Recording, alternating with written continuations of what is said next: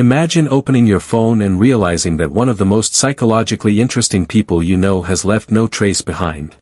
No selfies. No stories. No updates. In a world where silence feels almost suspicious, this absence quietly demands attention. We are conditioned to believe that visibility equals existence, that if something isn't posted, it somehow didn't happen. But psychology tells a very different story. The people who don't post are not disappearing, they are opting out. And that single choice reveals something profound about how they think, how they regulate emotion, and how they protect their sense of self. If you listen closely, their silence speaks louder than any post ever could. People who don't post on social media are often not avoiding connection, they are protecting their psychological autonomy and their internal sense of identity. In contemporary culture, where visibility is frequently confused with value, this distinction is both subtle and deeply important. From a psychological standpoint, the decision not to post is rarely accidental.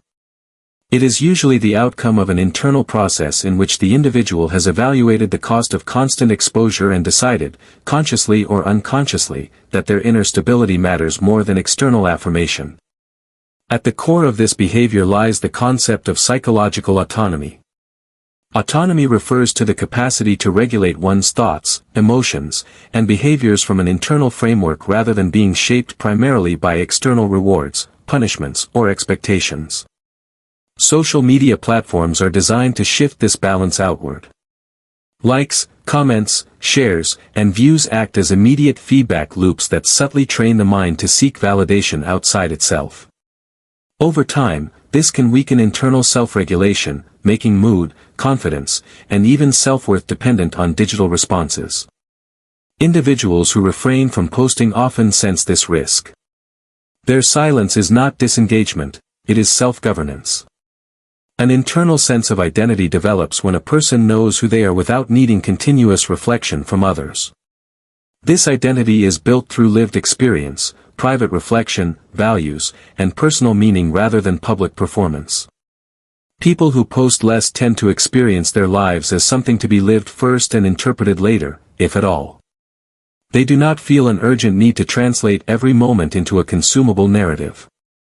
Psychologically, this suggests a stronger ego structure, one that does not require constant reinforcement to remain intact.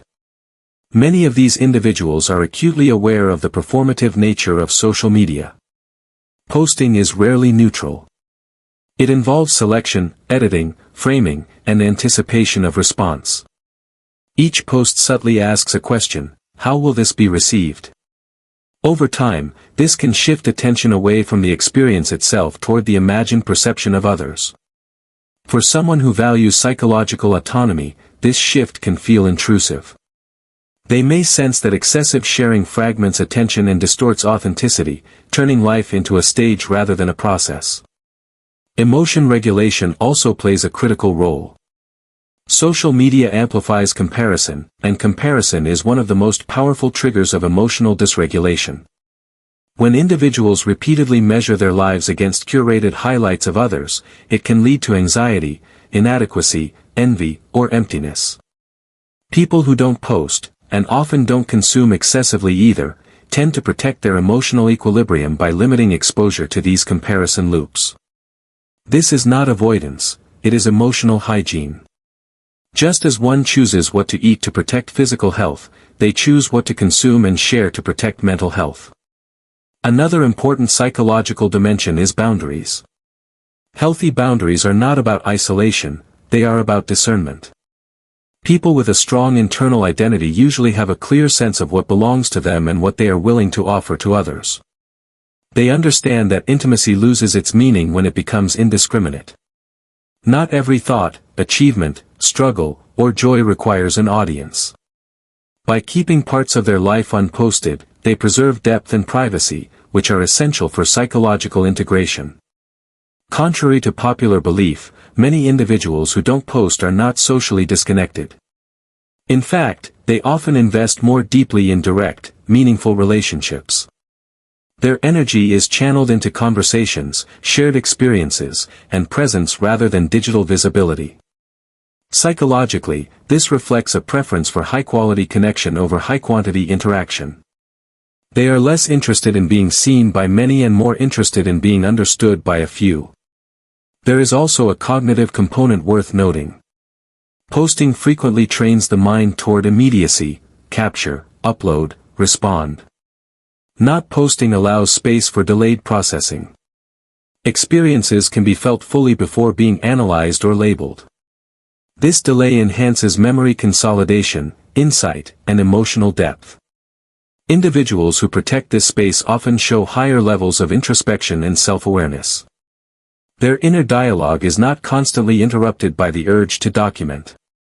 In clinical observation, a consistent pattern emerges. Individuals who maintain a strong internal identity are less reactive to external fluctuations. Praise does not inflate them excessively, and criticism does not destabilize them deeply. Their self-concept is anchored internally. Social media, by contrast, tends to externalize the self, making it more vulnerable to swings in public opinion. Choosing not to post can therefore be an unconscious form of psychological self-defense. It is also important to address the misconception that silence equals insecurity. In reality, the need to constantly announce one's existence often stems from uncertainty rather than confidence. A person who feels secure does not need continuous confirmation. Their sense of worth is not negotiable. They do not disappear when unseen. This quiet confidence is frequently mistaken for detachment, when in fact it reflects emotional maturity. From a developmental perspective, identity formation requires periods of privacy. The self needs room to evolve without constant observation. When every stage of growth is broadcast, individuals may feel pressured to remain consistent with past versions of themselves, limiting change. People who don't post allow themselves this freedom. They can change their minds, evolve their beliefs, and grow without explanation. Psychologically, this flexibility is a sign of health. Ultimately, protecting psychological autonomy in a hyper-connected world is an act of self-respect.